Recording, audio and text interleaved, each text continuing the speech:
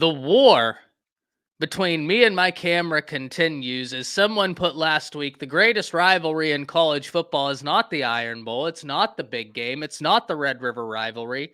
The greatest rivalry between in college football is between me and my camera, but we're sorted out. We're here. We're ready to go. We're ready to rock and roll. We got Coach Sean in here. I think Jake will be popping in here shortly. But until then, Coach Sean, how you doing? Doing great, man. Can't complain. Blessed and highly favored. I'm here. Football season is here. We couldn't ask for more. No, not at all. Tough as nails already in here saying, Ty, how desperate has college football became when OK State is wearing QR codes on the back of their helmets to raise money? That's wild. And the Wow. craziest thing to me is that, like, how is that going to work? You know what I mean? Because when they're on the football field, there's no way you're going to be able to snap that QR code and do anything. So, like, what's the end goal here? But hey, however you can get it, get it. I don't know. That's where we are. You know what I mean? Like, that's where we are. If you need the money, you need the money. But speaking of, Coach, we had some games last night. Absolute thrillers. Bob, happy to see you, my man. Thank you for being in here. Let's talk about the games we saw last night, Coach, before we move into the games we will see this weekend. Now, I don't know which games you were super keyed in on, but I lost a little bit of sleep over that North Carolina Minnesota game. I'm not going to Who lie ended to up you. winning that game? Who ended up winning that game? North Carolina. Okay. I'd Yeah. picked Minnesota. Okay. As things go, right? Minnesota As had things the go. opportunity to win it. Yeah. 47-yard field goal to win the game, and the kid misses. Now, I can't say anything because even when I was looking at it, it looked like it was longer than 47. I'm not going to lie. When they showed the outstretched picture, I was like, ooh, that's a long field goal. I'm not feeling good about this. Right. He ends up missing. But I do want to say before I turn it over to you, thoughts and prayers to Max Johnson. I mean, you want to talk about unfortunate. Was it Kids, hurt? yeah, he got carted off. I don't know what the injury was. It's something with the leg. That's all I'll speculate because I'm no doctor. I'm just a moron with a camera. So They'll have it in a cast. they didn't have it in a cast. So Okay. that in my uneducated opinion, that eliminated Achilles, right? Because I was like, if he hurt his Achilles, surely they'd have him in a boot, right? Like instantly. But I don't know. Um, Usually the cast comes out if you break your leg. If you Okay. have a break. Knees, Achilles, things of that nature. If it's Achilles, yeah, they usually have something on your Achilles to keep your foot in place. Knees is the only thing, ligaments is the only thing that they don't put anything on. They just have your knee, they just have you carted off, because a ligament, you could actually, sometimes you don't even get an MRI till Monday with a ligament. You just got to walk around on crutches and keep the swelling down, but either way, it's all bad. It's all bad, man. Yeah, I don't know what it was. If anybody in chat Yeah. knows, please drop. Because I had the quad cam up on YouTube TV, Yeah. and by the time I'd switched down to like listen to the audio for the North Carolina game, it was already too late. But Yeah. it was an exciting game, low scoring game. And I think a lot of people don't like that in this day and age. I'm always down for a sloppy defensive game, right? Like that's my bread and butter. Love that. Um, Edward says we are here. It's game day for the Sooners. Yeah, we're gonna talk about that, Edward. I think that Temple is someone y'all are gonna crush. Let's be honest. I think y'all are gonna crush them. I don't know how much we're going to really. We'll learn. You learn something in every outing, right? So we Mhm. will learn something, but I don't know how much that will be. But Edward also says Travis is not human. Coach, did you get to watch any of that Colorado game? I watched the whole game. Well, from the time we got off the stream, Travis Hunter is the best player in the country. I said that last year. This dude is.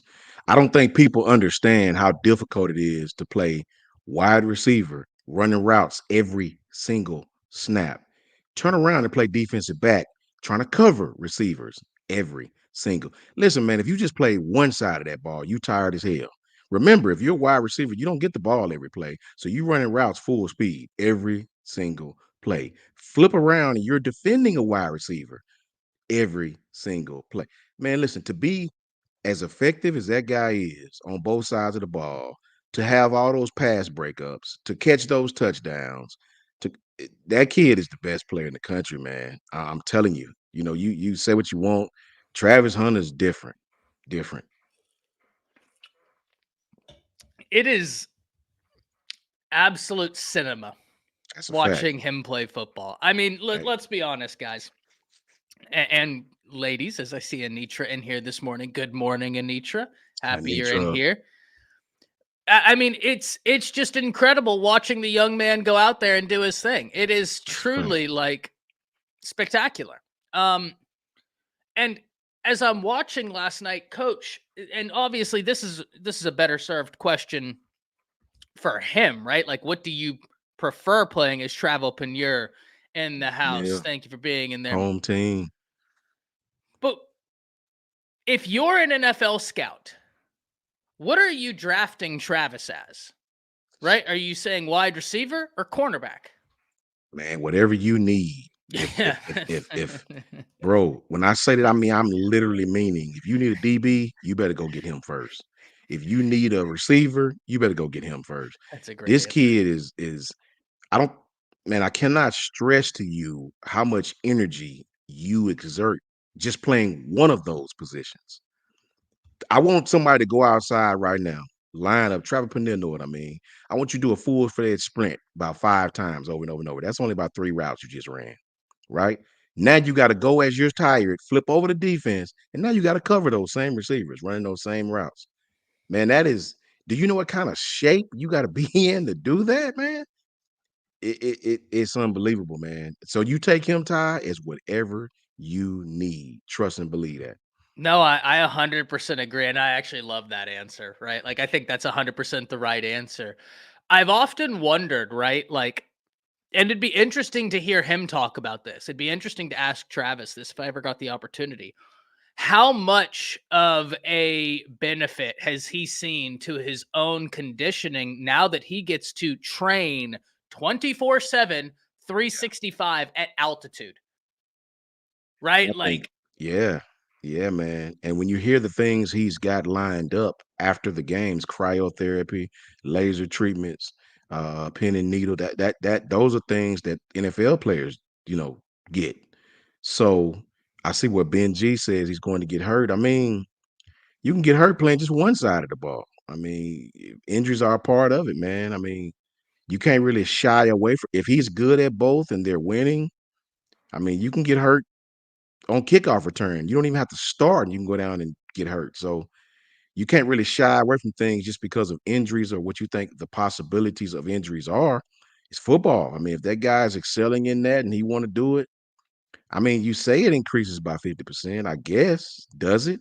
I mean, I don't know that it does. I just know football is one of those games to where if you play hard, I know guys that never really get out anything outside of the normal bumps and bruises, right? I know kids that come in half-assing and break something. It just, it is what it is with football. You can't really hide it. It may increase the chances because you're on the field. That's yeah, what I the think that's the statistics say. angle he's taking, right? It's just like Yeah, from a statistics perspective. statistical And that's standpoint, fair. maybe it does, but hey, man, if you can do it, right? Yeah. Listen, it is one of those things. And Benji, you're right. I mean, he is on the field more, which I mean, technically that increases his chance of injury more. But also, we see players go down all the time from everything, right? Non Yeah, contact injuries. Like, it's a fact. that's just one of those things where we've seen players do this before. The other day, Coach, we were on the Bama Standard and we were talking about not for our team, but and this is a question I want everybody in the chat to kind of answer. Who's one of the players you think of in college football that was the most fun for you to watch?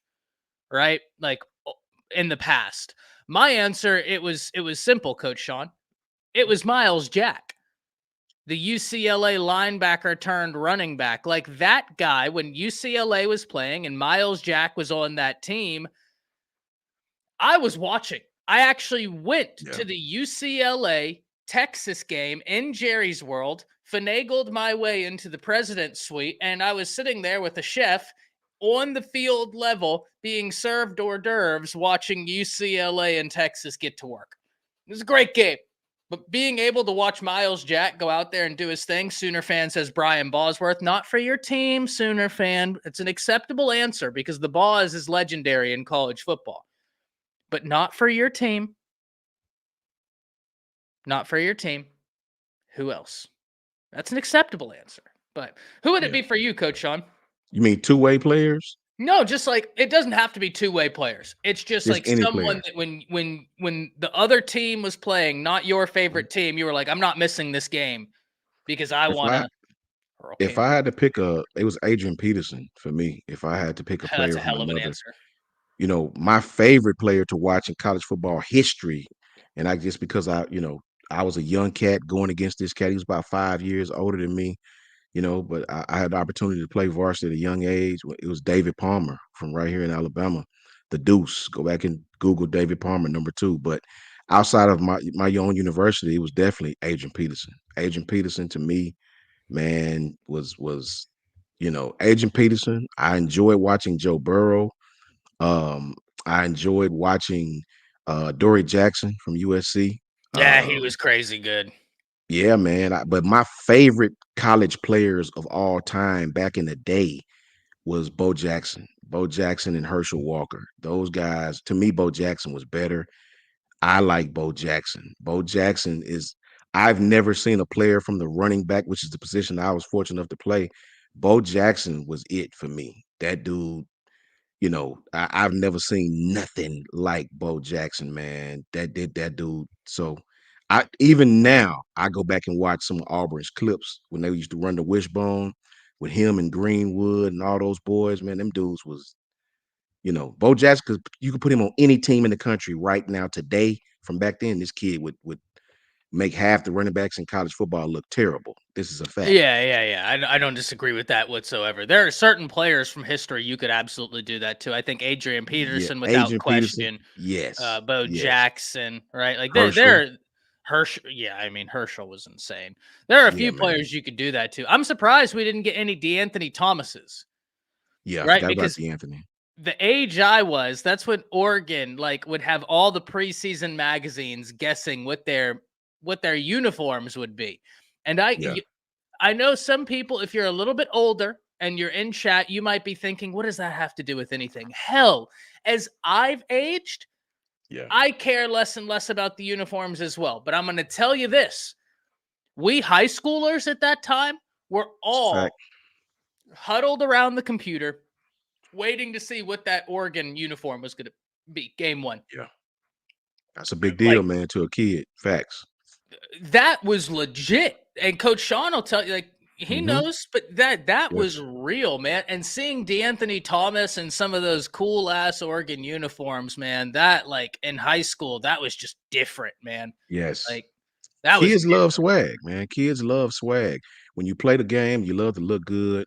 Helmets and things like that. That means a lot to a 17-year-old kid, man. 16-year-old kid. Those are big deals to young kids. It may not be such a big deal to us who have aged a little bit, but to the young kid who's actually still active and playing, and the kids who even the ones who don't get scholarships, those things are important to them, man. The swag, the drip, as they call it. They want to look good out there, man. So I agree with you, Ty, 1,000%. Hey, Chris Williams says putting belt to ass means a lot to me. He gave It you a little should. bit of a shout out, Coach Sean. Love to Shout out see to it. Chris. Shout out to Chris, man. Shout out to Chris for sure. I even say this, Chris, Auburn doing their thing in recruiting. I'm Auburn is probably recruiting better now than I've ever seen in the recent memory since the early 80s, right? What Hugh Freeze is doing is he kicking ass down there, man. He doing some things at Auburn that are getting a lot of attention, and I personally enjoy it because I need for Auburn to be good. So when we beat them, it won't just be a rivalry game. It'll be, we need for both schools to be number one and number two, number three and number five, how it was back in the Cam Newton days and stuff like that, man. We need for Auburn and Alabama to be good. So when we play, it's more than, it has a bigger effect on the national landscape and the college football playoff. I think Auburn will be good, right? But Yeah. I have I have 3 questions for Auburn, right? Chris Williams says he's doing good at recruiting and only for a small fortune. That's true. That's Hey, true. Hey, but it's that's legal. It's everybody. legal. Yeah, that's Go do your everybody, thing. Chris. Go do Yeah, your that's thing. everybody, man. Chris, that's why I know that you disagree with me on a lot of things, but give me credit here. You have never heard me be like, "Oh, the only reason is because of money." Yeah, You want to? I don't say that about any recruit eh, because it's legal now. it's a So it's fact. like, okay, well, if you can do it, Coach Sean and I had this conversation a while ago. Whenever people were talking about Oregon and they were like, oh, they're only getting him because of money. I looked dead at Coach Sean and said, well, if Phil Knight was a Bama alum, you bet your sweet Bippy I'd be wanting him to throw Thank major you. money around. Like, what are Thank we you. doing here? I'd be like, hey, buddy, let's up this Thank you. check, right? Like, I want all the 5 stars. I don't give a damn about y'all. That's Like, right. so That's hey, part of it. Yeah, if you got let's an do it. NIL facility that's doing well, good on you, right?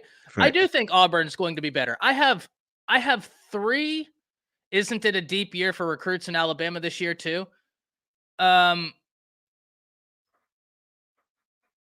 yes and no. Yes and no. It's a deep year, but not I wouldn't say it's like the craziest deep I've ever seen. So don't get me Yeah. wrong, Benji. When I say yes and no, I'm not meaning like there's not the talent in Alabama. There is. Was It's really loaded.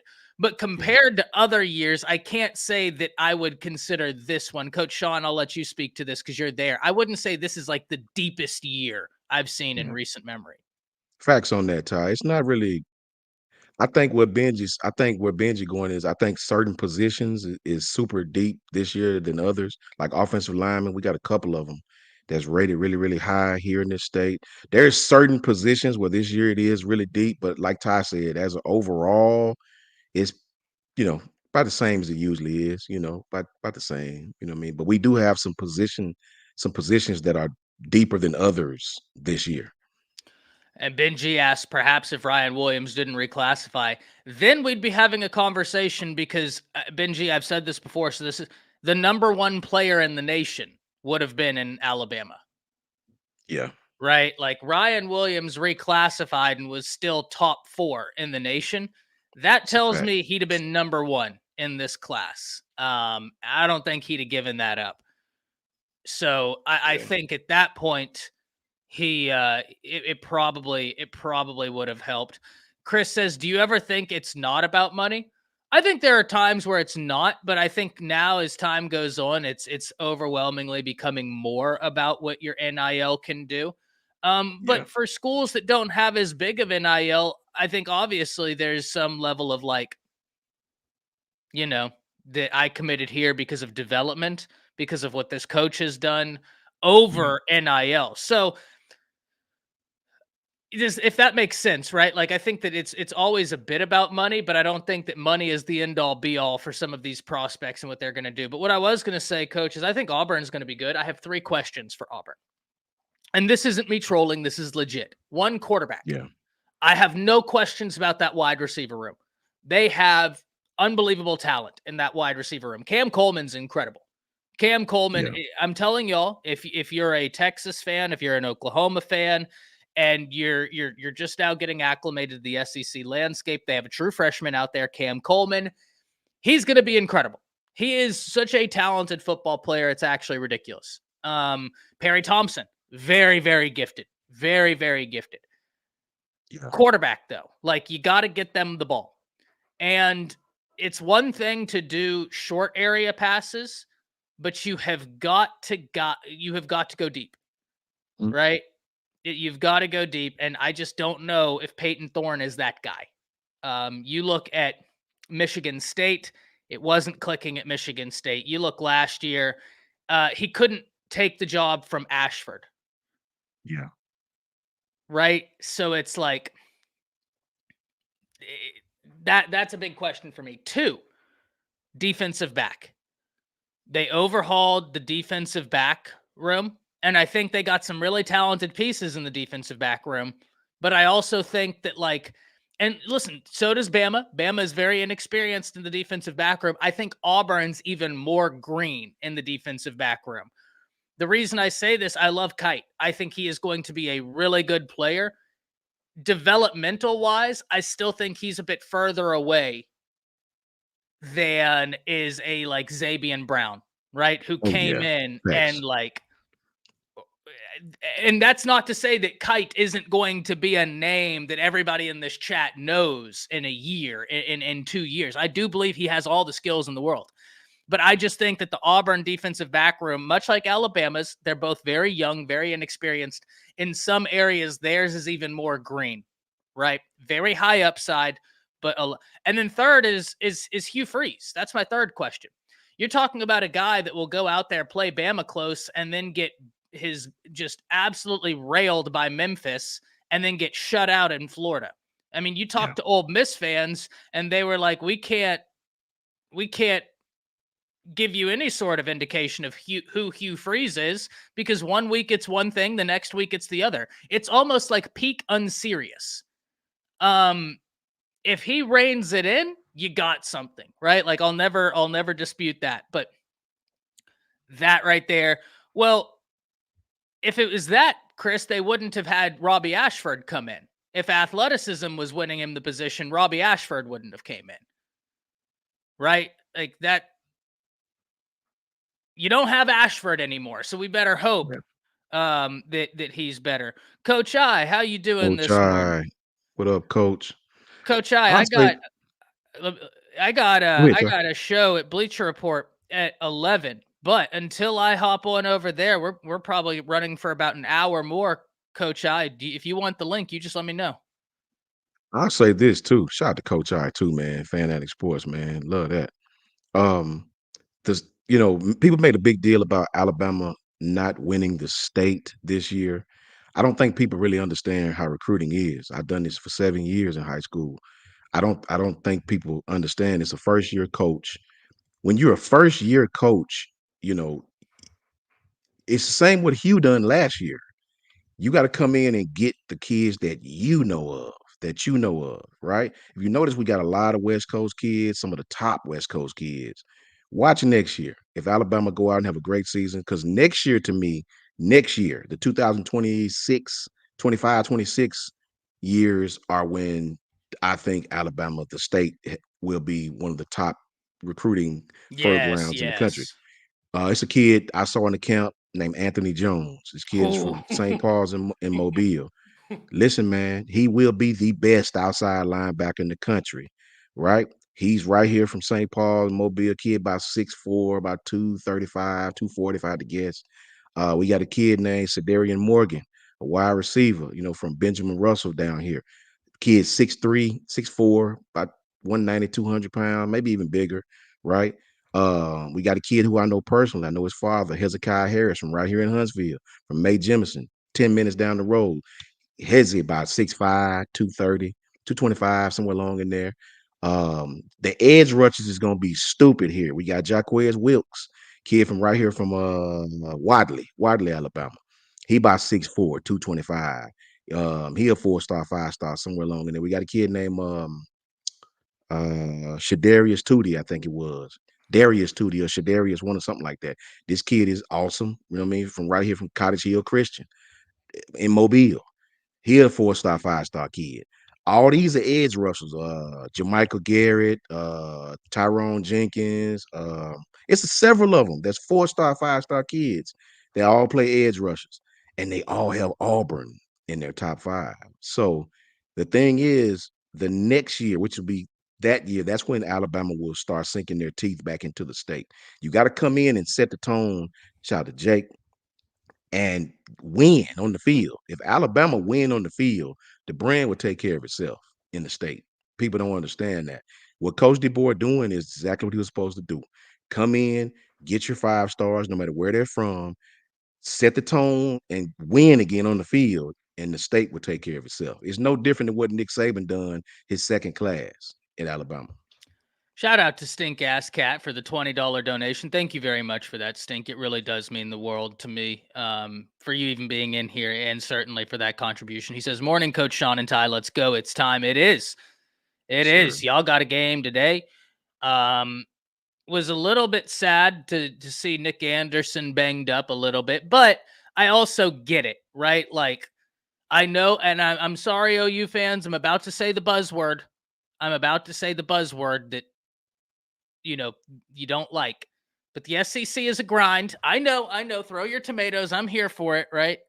The SEC is a grind. Brent Venables knows this, though, right? Like, the reason why is Venables himself as a coach has talked about this, right? Uh, he himself knows that, like, hey, this is a landscape shift. That's why he's been prepping the way he has. And that's why if he has any player that he's like, hey, they could probably go, but we're playing Temple. We should go out there and just on form football win. And y'all will, right? Just form football, go out there and win. Let's get him fully healthy for what's to come. I'm 100% with you, right? I am 100%. I'll tell you this, Coach, if and I know people will roll their eyes because listen, Bama should. Temple is a trap game. um, Bama should beat. Yeah, I saw that, Steven. Andrell's back. That's great to hear. He was having a great season last year. I'm very excited to see him play. If Western Kentucky, Bama should win this game, no doubt about it. But Western Kentucky, like, they've put up some hellacious numbers over the past few years on offense. They have TJ Finley, who's experienced against Alabama, Coy Moore, who's experienced against Alabama. They got 3 wide receivers who went over 425 yards, one transferring in that was just shy of 800. Alvin Smith. Yeah, if it was something like, we had Coach I in the building. If you had a team that was a bit more of a gimme, I would even be of the mindset of like, hey, let's get Casey Post some reps and let Jaden Roberts get fully healthy from that little surgery he had. Give him another week out there. But offensive line's also a little bit different. You want those guys to gel. Coach I, how you doing this morning? Oh man, chilling, man. Hey, got up this morning. I'm off today too. I was like, I'm gonna jump on at least see what Ty doing. Pay some bills, ready to watch some football now, man. Hey, I hear you. I like the hat. Did you get to watch some games last night, Coach? I did. I watched the man. I had it all going. I was everywhere. I was watching all the games. Colorado, of course, the mainstay. I watched some of the Utah game. What I watched Minnesota, North Carolina. I seen a lot of stuff I Oh, like. Minnesota's running back number 24, Marcus Major. I like that dude, bro. you and I He's both. bro. He ready. Who else I watch? Man, I watched a little bit of Mizzou, Arkansas. Look at man, I pick Arkansas Pine Bluff to cover the 52 and a half. That they blew that out almost in the first Yeah. half. Facts, man. So hey man, I like Taylor Green, how he looked for the Hey, Razorbacks, dog. He definitely looked good for the Razorbacks. Their running game looks good, and finally their O line showing signs of life under Pittman. Man, I had listen. If it was on, I watched at least a little bit of it. Facts. I'm ESPN Plus. I'm watching everything. So Ty, do you mind if I answer Tough as Nails question about Caleb and 100%. Keon Sabb? Please do, For Coach. for me, Tough as Nails asked Coach Sean compare Keon Sabb and Caleb Downs. For me, I've done that in the past, Tough as Nails, and for me, Caleb is different than any safety I've seen. I'm on record 2 years ago before the kid even got to Alabama. Saw this kid in Atlanta at a VTO camp. Man, I was there to see another kid and saw him. I was like, who is this kid? Caleb is different, bro. But I will say this: physicality. Keon is more physical than Caleb. Keon will come down and really smack you. Caleb will hit you. Don't get it wrong. Caleb will hit you, but Keon is a thumper. He will hit you. I don't think Keon's range is as deep as his, Coach. I don't think his range in the middle of the field is as deep as Caleb Downs. Caleb Downs' range, that's what made him great to me as a freshman. You don't find really freshman safeties, man, that can really have that type of range, that young, smart. That kid Caleb is just different, but Keon Sabb is going to be just fine in this defense, man. They're two different type players, in my opinion. I don't see a lot of veteran safeties matching Caleb's range. That kid is different. Caleb's just one of those Julio Jones types that come along every once in a while that gonna play from the jump. Every 5-star is not the same, guys. You know what I Mm-hmm. mean? I mean, please believe what I tell you that they put those stars behind your name. Every 5-star is not equal, right? Caleb was one of those kids, man. It's been a long time at Alabama since we had a safety that could cover deep. We always had the thumpers, Landon, Ha could cover. DeMarco Helms, he could thump you, but DeMarco had issues covering deep, the coverage part. Caleb, you could put by himself and he could cover. Caleb could cover. He could cover. He could thump. He could do it all, man. He could play close to the line of scrimmage. He could cover deep. I mean, the kid was everything, right? But Keon Savage right there. Keon Savage is not a far off player. And I think in this defense, Keon could have, if you're talking about comparing impacts, I think Keon could have just as big an impact in the 4-2-5 at Alabama as Caleb did as a freshman. I will say that. Yeah, the only thing I'd add is if anybody is thinking right now, oh, well, what about Texas? That was 4 games in to a true freshman's college career, covering 2 wide receivers that can flat out, like they would get speeding tickets running down Eagle Drive right here at the University of North Texas, Wood Xavier Worthy and A.D. Mitchell. Y'all think I'm kidding? It's 20 miles per hour here. They could actually get speeding tickets. And it was a Sprinting good call. down the street. It was just a And good it's call. Sark. Yeah. Single high safety. You run a tight end down the seam. It was just a good call, man. I mean, you could have had a veteran back there. Mm-hmm. Sometimes, coach, I tell you, the other team just make a better call and there's nothing you can do. Hey, man, right? Sark was in his bag. You can play good defense sometimes, just better offense, like Travis Thank Hunter's touchdown last night. Dude was Thank in phase and everything. Yeah, dude had it. Right. He just made shit. a What play. the hell you do? That was such an insane catch, too. Reaching up under the shoulder pad and the arm to get it. Like, that was wild. Travis Hunter got some long arms, dude. That's what makes him does. such a good receiver and DB. Shout out to Brinsky, sharpshooter in the chat. We see you, guy.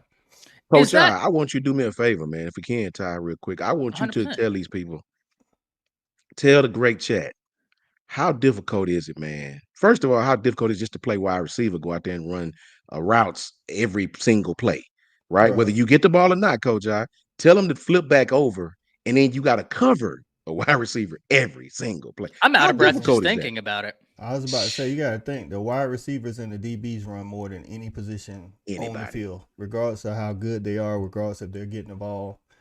Like, you got to think, like, they could take an Arian Smith from Georgia. I mean, his strength is running seam routes and go routes. Like, he literally gets on the field and just does that. And then Travis Hunter, I mean, him and Jimmy Horn for Colorado, they're the deep threats. So sometimes when you see another person getting the ball, like Travis Hunter might have had to run a dummy route down the field. Like, the fact that he's doing that, back to back, I just don't know how he's doing it, to be honest with you, dog. I don't either, man. Be honest. And then still doing it at a high level. Like individually, I wouldn't have him, top 5 at either position, but as an athlete on the field, he's definitely the best athlete in college football. So, I said that earlier. That kid is it's ridiculous how much stamina that dude has, man. The fact ridiculous to play that many snaps, even if it was just one side of the ball. Like, just to play that many snaps. Basically, he played all, I want to say he played all but like 5 offensive snaps yesterday. I'm like, that's crazy. Like, even if he didn't play defense, you check your best wide receiver, I guarantee he doesn't play every offensive snap. Like, I don't care if it's Brock Bowers, Ladd, Jury, Judy. Like, none of these dudes played that many snaps because it was the core was so deep. You know what I'm saying? Yeah. So, Travis Hunter's on the field. If they're snapping the ball, Travis Hunter's on the field. That's crazy, though. And effective on both sides. Like, highly effective. Not just, but like, honestly, I mean, Jimmy Horn played good last night. Jimmy Horn is a monster. Right. But, I mean, if you're talking about needing a play, he's their best wide receiver. And then on defense, he's obviously their best corner. So he's their best. And then, I mean, Shadur is their best player on offense, I would say, because he's you can't do without him. Like, that dude. Yeah. Gosh, Shadur looked good last night, though. Yeah, he He did. did, man. He did. He was putting. Gosh, He was spinning that thing, man. man, I'm talking to Shawty last night during the game. I'm like, when Sanders lets it go, I'm like, I can't even see because of the TV copy. I can't even see the receiver. I'm like, he must be open, or he's gonna throw him open or something. It's like I always assume it's gonna be a completion. Like that dude's good, man. So Yeah. I'm interested to see what they do. They got a lot of work to do as a team, though. Oh Yes. boy, that defense, like they got to do something, right? Like Listen, it's man. still looking bad. It looks a little bit better, but it still look a lot like last year. Yeah. Travis Hunter, Shadur Sanders, Jimmy Horn Jr. Last year was Xavier at the wide receiver position. They still can't run the ball, still can't run blocks, and they can't stop anybody in the middle of the field. That middle of the field defensive passing and interior defensive line. I was just thinking, man, K-State gonna have a field day with their interior defense, bro. Like, Dylan Edwards is gonna have a prove it game against Colorado. Y'all bookmark this right now. Him and DJ Giddens, I'm telling you, dog, like they're gonna, it's not gonna be good. You know, it always irked me, and then we'll get into some of the games this weekend. We'll talk about keys for Alabama. Really want to hear Coach I once again talk this Georgia Clemson game because that to me. Listen, we all have our teams playing this weekend. If you're a Texas fan in here, they're playing. If you're an OU fan, they're playing. Georgia Clemson, in my opinion, is like if you're not going after that one, USC LSU or Miami, Florida, just because of the state implications and the hate there. But those three, that's games of the week, right? Like those three. A&M Notre Dame. Oh, Coach, that's a good one too. Yeah.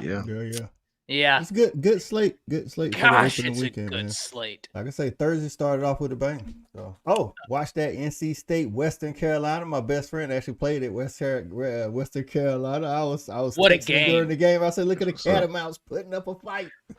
Hey, and I'm going to tell everybody this: if you only this morning, if you didn't get to watch it and you just checked the scores, it's misleading. Very. The score in that game ended up NC State handled business towards the end. But let me tell you this. It was a knife fight up until about, what would you say, Coach I? 3 minutes in the third. And then going into the fourth quarter with a minute left in the third, Western Carolina was still up. Like Western Carolina controlled the game. Hey man, shout out to the running back from North Carolina State. He put that thing on his shoulders in the fourth quarter. Same thing that Colorado should have been able to do, but that's why they struggle with teams. They can't put people away and salt the clock away. Yeah. Appreciate you, what is this? Bra size night? Okay. Okay. But the one thing that irked me last year, guys, and then we'll move into this, is Sean Lewis got the blame of why Colorado's not running the football, right? And then he got the play calling duty stripped away. Well, I kind of was arguing with some Colorado fans because they were like, oh, it's all Sean Lewis's fault. And I'm like, y'all must not be familiar with his game because he's going to run the ball. Like they can't run the ball. It's not we don't want to. It's unless Shadur has the ball and is passing downfield, we're 3 and outing, right? Like that just seems to be what it is. That always kind of irked me last year was how Sean Lewis was blamed. And I was sitting there thinking like, man, y'all must be unfamiliar with his game because that man is a really smart guy. Very excited to see him at San Diego State this year, though. I'm with you. I thought the same thing. I didn't think it was Sean Lewis at all. I watched him at Kent State come into Athens and give us all kind of fits. So just because of the play calling, and I was like, they still can't run the ball, dog. They can't run block. That's the biggest reason they can't run block. It's I'm not. They don't have the best running backs, but they don't have bad running backs. You know what I'm saying? And this is 2 years, 2 different running back rooms. They can't run. They just can't run block. I don't know what's going on. Hey, shout out to him for keeping Shadur upright. At least he only got sacked one time. Yeah, 100%. Big shout out. Right. Big super duper shout out to my little homie. Text me this morning. Shout out to my Alabama A&M Bulldogs. We finna go down there and beat Auburn Saturday. You know what I'm saying? Shout out to my young homie who called me this morning, Donovan England, 5'11", 226, pro prospect, running back. Finna go for 100 on the War Eagles. Chris Williams. Yeah, we finna come down there and give it to y'all. You know what I mean? That's wishful Listen, thinking, but still, I'm gonna wish it anyway. Shout out to listen. Donovan. Do your thing, boy. Do your thing. Outside of that, was the Arkansas Pine Bluff last night, man. All the underdogs was giving everybody. Hey, they was giving them fits, like Yeah, I need I said. Alabama to They was giving them fits, dog. That's all I'm saying. Like Arkansas put that thing away early, like early. It was like Green 28 looks that good, coach. Yeah, it was like 28. You know, look at Brinsky. Look at Brinsky. You done started something, Coach. Look, Brinsky. Shout out to Tuskegee, man. You know, shout out to my boy Brinsky. You know what I mean? Brinsky, watch my little homie, man. Watch that running back for A&M. It's my little homie, man. I raised him. Donovan. He gonna represent for the RBs, baby. Yeah. I think Yeah. y'all be straight in that Western Kentucky game. TJ Finley, he got some knowledge of Bama, but I don't know. Unless he gonna throw it deep a lot in the first, in the first quarter. That's why I would say, if you're looking for something, is the secondary, just because they're not used to playing together. Because it's a whole new secondary, so they'll That's 100% gel. fair. You know what I'm saying? They'll gel, but I guess if he's gonna make some big plays, it's gonna have to be early in the game. Well, that's why my keys to the game, and we talked about this last night with Coach Sean, but my keys to the game really is, one, I got to see them set the edge. Western Kentucky's got a running back that I'm not necessarily worried about him doing damage between the tackles because he's a smaller statured guy, and he certainly could, right? Like, we've seen smaller running backs be effective everywhere. But when I watch his game, it's what happens when he gets outside the tackles that I'm like, okay, you don't want to do that. Well, Alabama's first play of A-Day was someone not containing the edge, getting overly aggressive, darting in. They ran right by him for like a 50-yard gain. The reason why that's so key to me, Coach I, is because of exactly what you just said. You have a young secondary. So while I'm very excited about the interior defensive line, you and I, Coach I, we've talked about this, where I'm not saying there's a cute Quinnen Williams on that or a Jonathan Allen, but I will say in terms of like bodies, I think they're deeper than they've been in a long time for guys that can go out there and play good principled football. And that's good. Someone needs to emerge, but you do have bodies. But you have new faces that are going to be coming off the edge, especially going from Nick Saban's defense to this 4-2-5 hybrid kind of defense they're going to be running. If you don't get to TJ Finley, if you don't play principled and disciplined off the edge, that's where I think you could start really shooting yourself in the foot. You got to at least pressure him, make him uncomfortable, whether that comes from the interior, whether that comes from the edge. So that to me is one of my big keys to the game, because of, like you said, Finley has experience against Bama. They get Coy Moore, who knows Bama. They've got 3 wide receivers that had over 425 yards last year. Keyshawn Johnson comes to them with just under 800 yards, getting 793 last year. Western Kentucky, and they've been good at offense, right? Now, granted, Byron Ellis is now at Bama, so that helps Bama have a familiarity with what they want to do. Ellis is the guy that set all those records with Bailey Zappi, but I couldn't agree more, Coach I, that secondary and edge to me were the two that I wanted to see. Coach Sean, thoughts, and then Coach I. I mean, I agree with you 100%. You know, the bottom line is Western Kentucky should lose to the University of Alabama.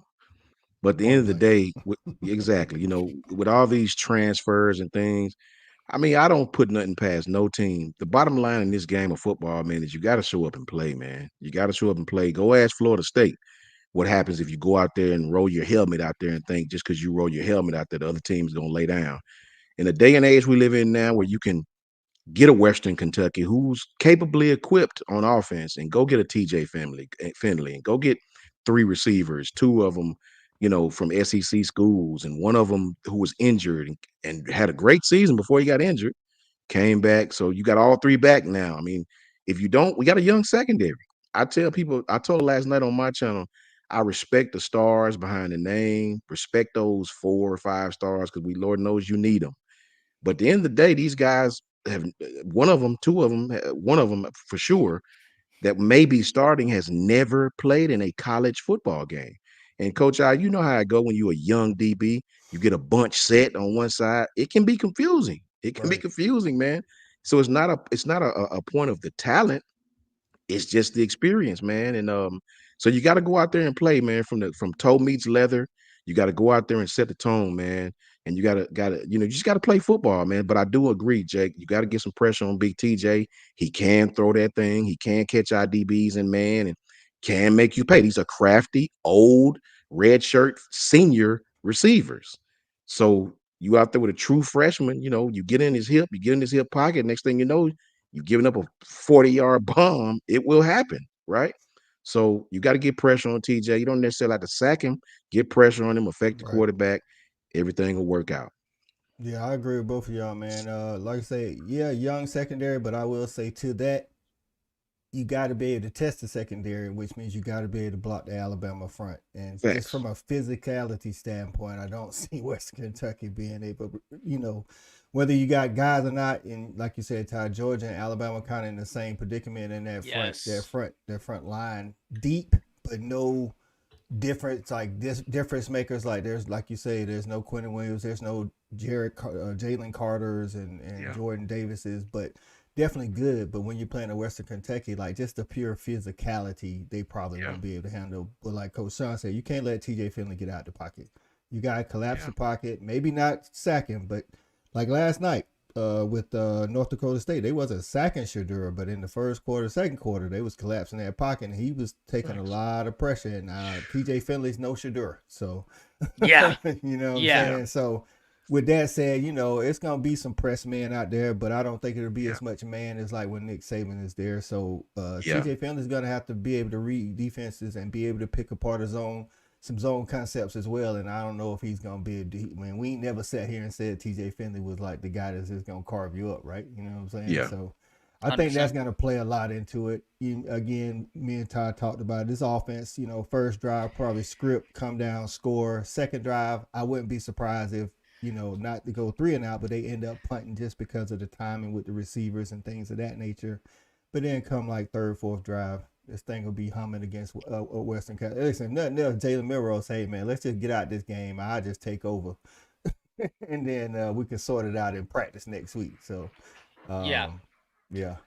Now, the USF game, that's one where, and it's not a game where I'm circling like, oh, Bama's going to get, but I'm so happy, Coach I've said this a bunch. Then we'll talk about some Georgia. We'll talk about some Oklahoma. I've said this a bunch. I'm actually so happy Bama is playing USF before they have to go to Neyland because the similarities between, I mean, it's the same thing, right? Not 100%, but Golish learned from Heupel, this veer and shoot type system. Mm-hmm. To your point, Bama has these young DBs being able to get that experience against that veer and shoot, even if it's against a team that may not have the talent that Tennessee does, they're still good. I mean, USF had a good season last year. I'm so happy Bama plays USF early before they play Tennessee just to get that experience and that just the familiarity with that concept that you don't see as much. Mm-hmm. I'm with you. I don't know a lot about Western Kentucky's like tempo, but it would be good if they ran some tempo to get you guys used to because that's what Tennessee gets you. Like I tell Yes. people, Tennessee gets you not because they can just straight up beat you, but they catch you out of alignment. A lot of times they hurry up to the ball.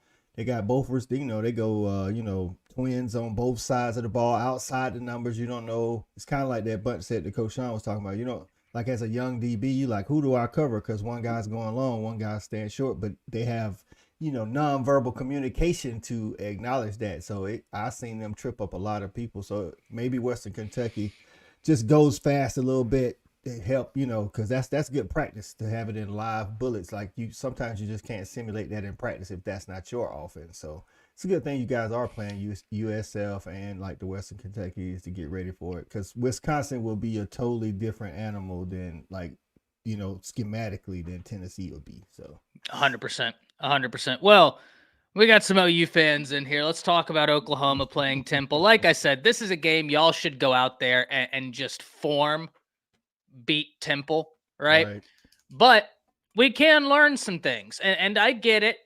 Once I say next week, if OU looks good, I'll have everybody saying it was Temple, and I will concede. You're right. It's not like they played Georgia or Bama or Old Miss.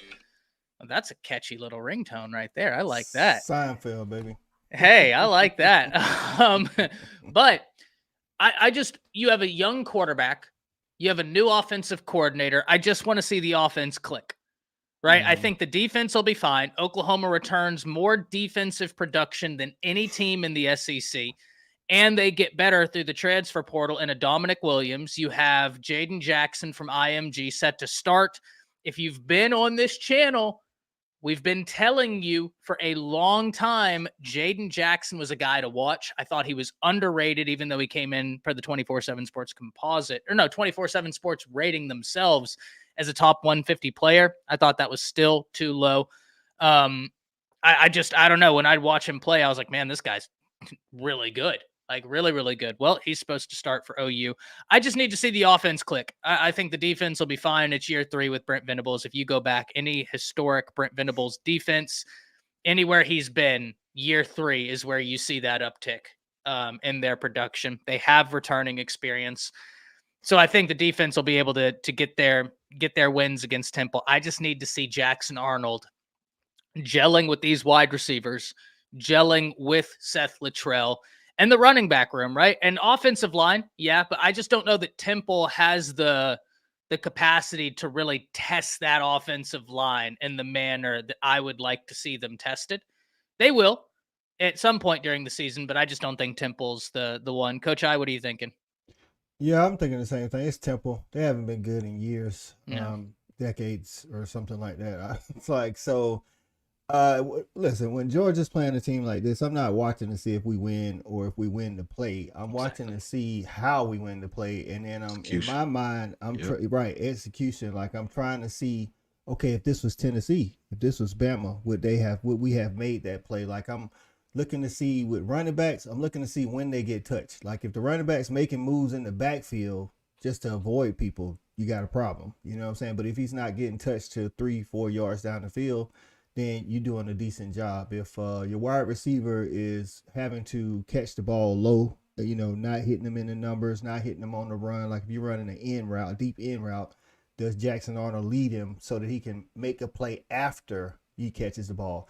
Worrying about the completion, he's gonna complete it. It's Temple, you know what I'm saying? So, but does he complete some passes where Temple was in phase and you thinking, if that was, Malachi Starks, or if that was, I mean, not for nothing, South Carolina's defense, they keep good defensive backs. Like if those are the kind of things that I would be watching for tonight, not whether or not you win, things of that nature. On defense, are you in the right spot? Like if a lot of Temple receivers are dropping the ball or there's errant passes just sailing over their head, were you in the screenshot? Because if you wasn't, if that was a better team, again, like a Tennessee or something, that's how I watch those type of games, not just to see, hey, are we going to win? Because, I mean, I think, without question, OU is definitely going to win. Coach Sean, what you thinking? I think Coach I hit the nail right on the head. I said that same thing a while back. You don't even really, you were very confident your team is going to win those games, but I'm the same way, man. Me and Coach Jay, and we all used to get mad at one another, like, why you mad? We won. And my exact words were, yes, we won, but there were several things I saw that if we play better competition, it's gonna hurt you, right? So that you hit it right on the head, Coach. I mean, those are kind of games where Oklahoma fans should just watch, like you said, watch out offensive line block. I heard some concerns, some rumblings from the Oklahoma fans about their O line. Well, this is a game where watch how they play. Like Coach I said, is the running back getting touched into the backfield? Is he getting touched at the second level? Things like that is what you should watch in this game to see, going forward what the outcomes will be. That's a total correct thing to do. I have no issues. I think Oklahoma going to dump truck them as usual. Right. Yeah, I think Oklahoma going to run off with this thing early, but just how did your defensive line play? How many sacks you guys have? It just pressures in general. just stuff like that. I'm the same way. Those kind of games like that, I just want to see how we play and where is the execution. I know it's the first game and things of that nature, but you always want to measure each game so you'll know if you're getting better or getting worse the next game. Right. Just to add a little something to that, like, I would suggest that OU fans watch this as analytical as they could. Don't watch it as a regular fan, hey, we moving the ball, we scoring, that kind of thing. Like, look at like, this offensive line is new. Let's see if they're able to combo block and climb to the next level. Like, if you see a lot of your old linemen blocking linebackers, then something's going right. You know what I'm saying? Yeah. If they're able to chip and then climb to the second level, hit that linebacker, and then, Sawchuk or whoever's running the ball, you know what I'm saying, is, again, not getting touched a lot. Because one of the things again, totally new offensive line, but just some things I watched the Arizona game a couple of times. Some things I seen is when the old line was pulling, like, those guards weren't great at pulling. They get out there in space, but then they couldn't put their hands on nobody. It wasn't a great solid block. So look to see if they're doing that kind of thing. You know what I'm saying? Look to see if Jackson Arnold is making his reads and not just going pre-snap, I'm going to go here to the slant, and that's all I can do. Like, watch his helmet. If you don't know how to watch to see if if his helmet starts on the right, it's looking right, and then he moves to the middle and to the left, that means he's going through his progressions. See if he's going through his progressions, or if he's just going predetermined, I'm going to this guy. Predetermined, I'm going to this guy. That type of thing. That's what I'll be looking for, man.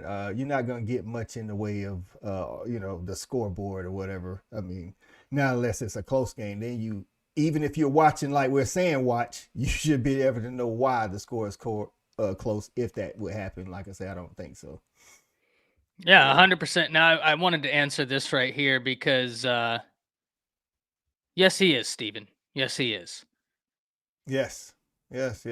That's all. I mean, this is Temple, dog. Like, if you watching as this a straight OU fan, hey, we won. Like, I mean, you gonna win. I'm telling you, like, you're gonna beat Temple. So listen, I can't tell you let me tell you, I can't tell you how to watch the game. I'll tell you how I watch the game. Facts. 100%. 100%. Steven says, question, Ty, since you saw Jackson Arnold at Denton, do you think I think he's a really good quarterback, man. He's got interesting ability. He is much more athletic than people give him credit for. But and I've always said, you look at the Arizona game with kind of an asterisk, because yes, there's a lot to learn about Jackson Arnold, but for Jackson Arnold, there's a lot to learn from that game. It's your first time playing. I think people don't give Arizona the credit they deserve. It was a good team last year, right? Like, they had some good players on that team. So it's a learning experience, right? And there were some of the big thing, and Coach you already said it. It's what you just hinted on, like watching his helmet. That, to me, was the thing with Jackson Arnold. When I watched that Arizona game, is he keyed in on a receiver and he stared that bad boy down as if you saw Sidney Sweeney in public. That's how he threw one of his interceptions in the Arizona game. I think that's how he threw all of them, right? He stared the receiver down and made a late throw. Like, you know what I'm saying? That's the kind of thing you watch for.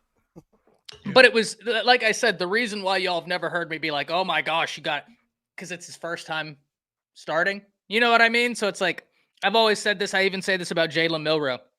If you can point me to a quarterback in their first start or first year starting that doesn't make mistakes, I'm going to point you to a Heisman Trophy winner, right? Like, that's just what they do, right? It's these guys are going to make mistakes, especially whenever you are playing a good team. I like this right here, Coach I from Lemon. I don't know if you saw this comment. He says, Coach I, are you really trying to tell us to take off our crimson colored glasses? The homer in me wants to tell you what's what.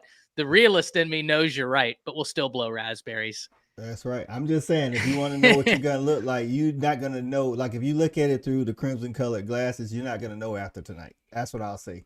But if you take them off and watch it, like, try to watch it as analytical as you can kind of prognosticate what might or might not happen if you play a better team. That's That's what I'm saying. Like, again, that's why I don't watch football with a lot of people physically in the same room, because they're not watching the same way I'm watching, and it kind of Thanks. like gets under my skin. Well, Thanks. and Coach I, before I turn it over to you, right? I don't know if I've ever said this with you. That's why I've always said a win is a win, a loss is a loss. But let's not act like every win and every loss is created equal, right? Like there are intricacies that happen in the game where did you win your reps, not just the scoreboard. That's great. That is really what matters. But like, did you win the reps? Did you look good? Did you look like you said, where when we play a better team, we did all the things here today that could translate to success there? It's one thing to beat the hell out of Bishop Sycamore by 4 touchdowns. But, you're not really doing those things. You're just out talenting them. It's another thing to beat Georgia, to beat Bama by a field goal to a touchdown, but you won your reps. 2 wins, those wins are not created equal, right? Like they're just not.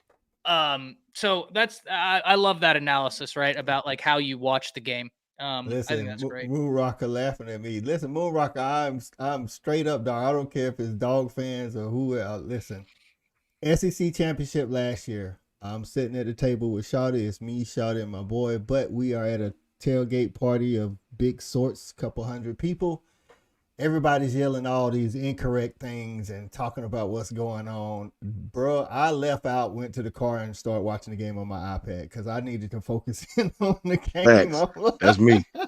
That's me too. That's me too. I was like, I told Shawty, was like, where you going? I was like, I can't take it no more, dog. Like, I'm so used to just, like, I watch with my homeboys that actually know football. It's about 4 of us.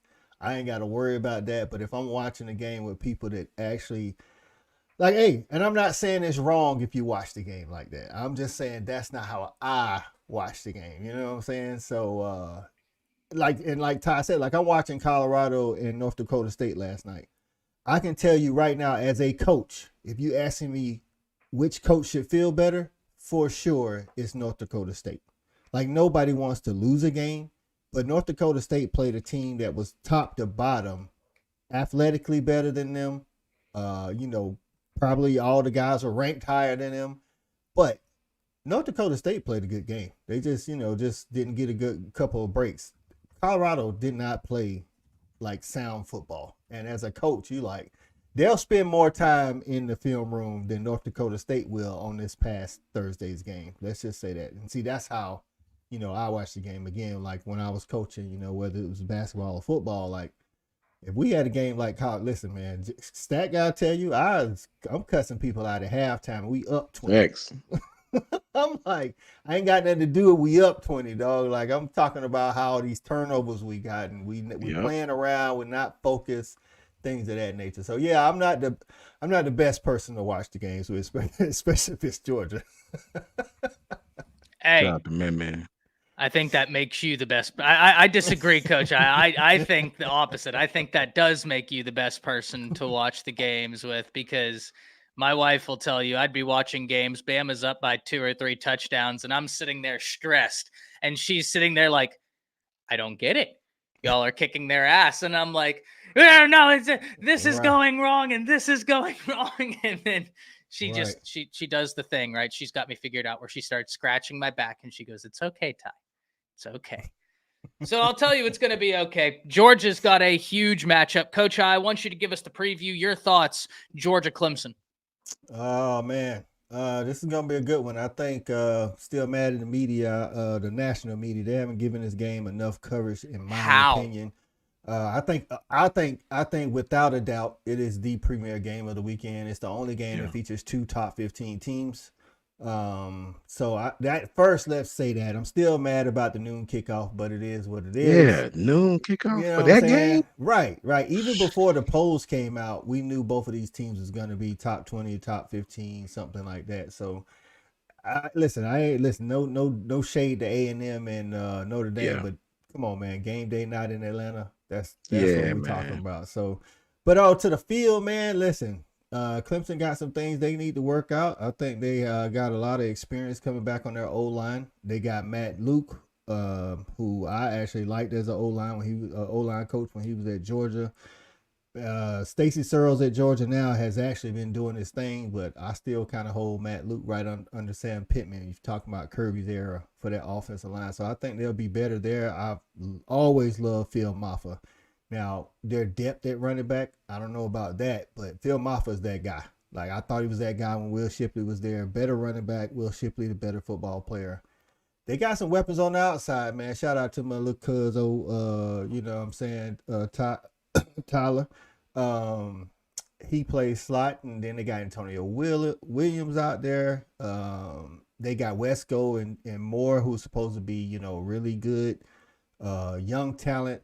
They got Brennan Stool, the tight end, who I think is the best tight end probably in the ACC. So they got some things going on that offense. The question is, can Cade be a better decision maker, and can Georgia put some pressure on him? That's where that difference maker on the defensive line. I'm watching for Georgia to see if they do have a difference maker on the defensive line. Can somebody disrupt that offense and get in Cade Klubnik's face? The secondary, also keeping an eye on that. I do know that I think Dalen Everett, I know some Georgia fans was hard on the dude last year, but again, I'm watching for different things. I saw some things in the SEC championship and the bowl game that let me know he's got that DB confidence now. Like, that's the thing. Like, that's why I say when I'm watching the game, I'm watching it differently. I'm watching the DB to see, okay, he just made a play. How does he react? What is his body language?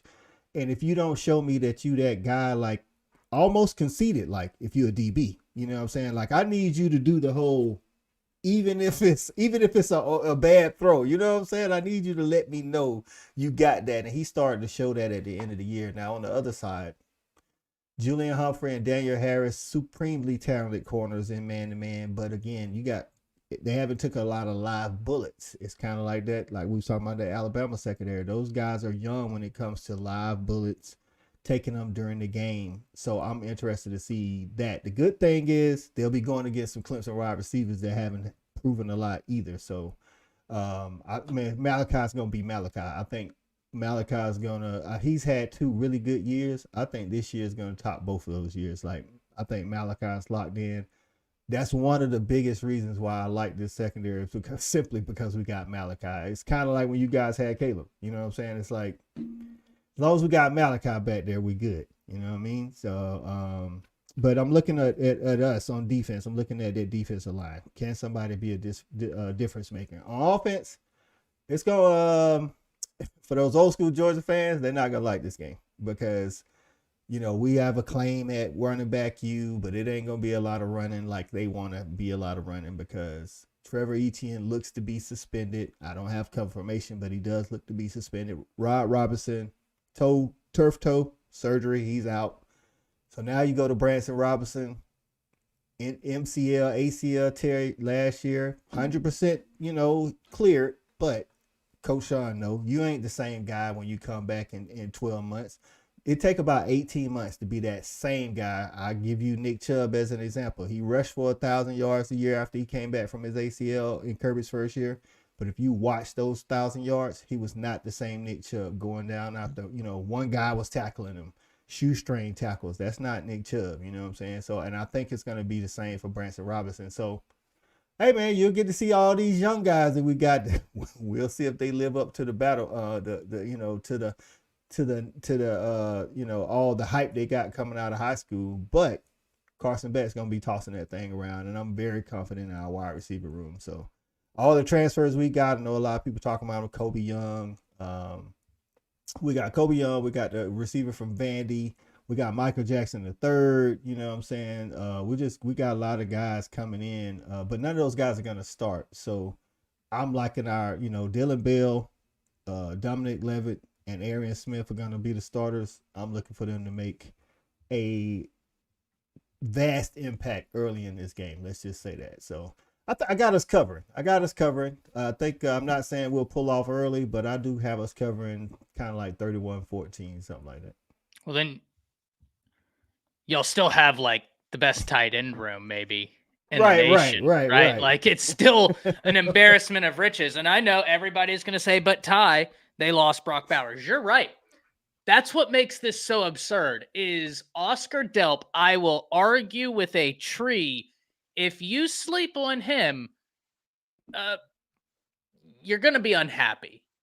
That guy is legit. And then you get the kid from Stanford who, when healthy, is a problem. Well, now he doesn't have to be the guy. He has to be a guy Right. amongst a bunch of other guys. It's a little bit different, right? That really is a little bit different when you know, like, hey, I don't have to put my, everything out there every play because Delp's going to go out there. Or if we're doing 12 personnel, we both go out there and shine. I don't have to be the guy all the time because, I mean, at Stanford, let's be honest, he had to be the guy a lot of the times when he was in Right. there. I think he'll look good in this offense. To Mike Jones, you're right. Kirby did address the safety position. One of the reasons why he says it's the weak spot on the defense is because our starter is a veteran and Dan Jackson. Dan Jackson was a former walk-on. Dan Jackson's really fast, straight line fast. He in the run game. Let's just say Dan Jackson gonna be very active tomorrow, trying to stop that run game. Now, when it comes to his backup, because Kirby rotates people, his first backup as of now is KJ Bolden, and that's a true freshman. So just like Coach Sean mentioned earlier, against Texas, Caleb Down, as good as he is, he has some growing pains against a good offensive play caller, which Garrett Riley's supposed to be that. Again, I'm not as high as I think he's good, but I'm not as high on Garrett Riley as everybody else is. But he may be able to, when KJ Bolden's in the game, he may be able to trip him up with some, some formations, some pre-snap motions, things of that nature. And then now KJ doesn't, I don't know, maybe doesn't know where to go. Talent-wise, KJ that guy. Like KJ is that guy. But again, he's young. So the fact that we have to, our second string is a true freshman, that's why Kirby says that. And I'm with him. That's a good call, Mike Jones. Coach Sean, what you thinking? For me, man, it's gonna be a really, really good matchup to me, man. Because I think when you look at Clemson, they had like a couple of older guys on the offensive line, Tristan and Marcus Tate, um, Walker Walker Parks. Parks, yeah, Blake They got a Miller, lot of them dudes. snaps. A lot of Yeah, a snaps. lot of snaps, a lot of A lot of snaps, man. snaps. Those guys are juniors, seniors, whatever the case may be.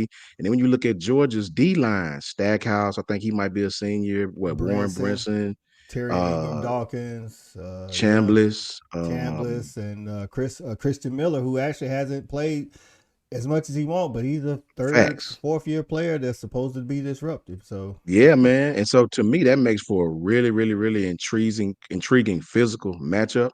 When you look at a veteran defensive line, a veteran offensive line, it's going to really, really come down to coaching, I believe, as well, too. I think that Georgia is way more versatile than Clemson. Everybody's talking about the running backs with Georgia. I'm not worried at all. With the quarterback they have, with the play calling they have, with the confidence. Listen, man, when you have an older quarterback who's played a full SEC season, you know, and a quarterback with the weapons that Carson has, man, I'm not worried about that at all. Georgia's going to go out there and do what Georgia does. It's Cade has had a full season of starting as well, but I have way more confidence in Georgia's scheme, way more confidence in what Georgia likes to do. Georgia does what Georgia does, man. They're not going to go out and do something that they're not used to doing. And if Georgia get Clemson to play their game, a physical brand of football, this game may get ugly to me. I really don't think Clemson has the horses right now to compete with Georgia for 4 quarters. I think it'll be a good game. Clemson has some talent. Don't get it wrong. I picked Clemson to win the ACC, me too. believe it or not. Me too. Yeah, man. So, but I just think Georgia is very, very powerful in the places where they got to be powerful at. Anytime you can put that type of defensive line out there, man, and that type of offensive line, Georgia on both sides of the ball in the trenches is deadly, deadly. And it just doesn't bode well for the other team, man. It just does not. I think Clemson will come out and fight, but you'll see the talent of Georgia and the play calling of Georgia overtake Clemson as the game go along. Really, really good game, man. Really gonna be really hype and exciting. And I'm upset that it's at 12 o'clock, man. That should Right. have been a late game. You know what I'm saying? With under the lights somewhere. Well, I guess it's in Atlanta, Georgia, right? Right. It's in the bins. Okay, it's inside. Okay, so that still should have been to me a later game in the night, man. It's gonna be really, really exciting. But I do pick Georgia to win this game, but probably by 10 to 13 points. Yeah. Bresky says he's looking to see Peter Woods. Peter Woods, to me, Yeah, is their best defensive player. He was a true yeah. freshman last year, freshman All American. Now, what I'm interested to see though, he is an elite level first round top 10 defensive tackle, but they're moving him to defensive end. Now he's got to deal with those 6'5", 6'6" offensive tackles with long arms. Yeah. And I don't know. I'm interested to see what that is. They got TJ Parker up front, you know what I'm saying? So I think their strength on defense is their D line. But our Yeah. strength on offense, outside of Carson Beck, is our O line. Mhm. So, you know what I'm saying? Like moving him to that new position, I'm just interested to see. I don't know if he's gonna make plays because he's Peter Woods. But Yeah. it's kind of like with Harold Perkins. Like if you're not letting him rush the quarterback and from that edge position, you got him, you know, playing like a hybrid type middle to outside linebacker. He's gonna be good, but not as effective. And I think that might be the case with Peter Woods at that D end spot instead of have him inside going against a guard and a center. Especially since this is our center's first year, you know what I'm saying, starting. So I mean, missed opportunity. Right. Even though, you know, our center from last year, Cedric Van Pran, does say him and coaches alike all say that the next guy is actually going to be a better center. But I'm just saying, I don't know if I'm making that. Listen, man, y'all, like these coaches I know they try to do what's best for the team because maybe Dabo feels like they don't have that presence on the outside to contain the run and things of that nature. But when it's Peter Woods, dog, you got to let that dude cook what he cook at. You know what I'm saying? His So, first step was stupid, and you putting him outside right now. I just don't think. Yeah, I'm with you on that, man. I trust Carson Beck more than I trust Cade Klubnik at the end of the day. 100%. And you know, I trust Carson Beck more. And brother, at the end of the day, man, when you have a quarterback like Carson, quarterback like Klubnik, and remember, Clemson run a lot of inside outside zone, man. I don't think that's gonna fool Georgia at all, man. I think Georgia gonna get those guys in a lot of third and longs, and that's where they're gonna lose the game at on third down.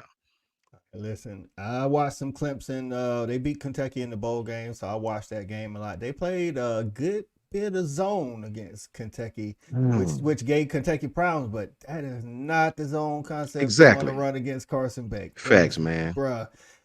I go back to the Ole Miss game against Georgia last year. I had to watch that game again because when I looked at the score, I was like, how did we beat them so bad? They played zone like 80% of the game. Carson Beck was just carving it up. I'm like, they're going to have to go a little bit. With those running backs, Coach Sean, you're right.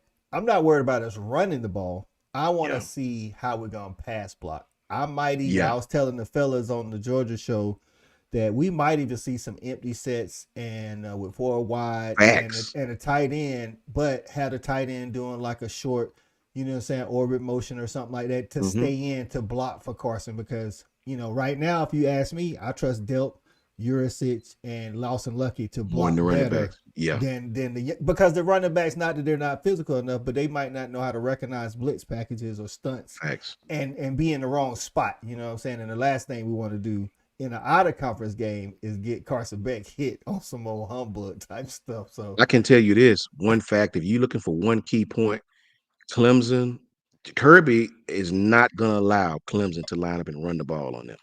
So Cade Klubnik is going to have to make some plays on third and long. What's up, Lynn? Shout out to Lynn Shannon. And I think that's going to be their downfall, man. So, Georgia is really, really the thing about Georgia, man. Even with us playing us, you're not just going to line up and run at them, right?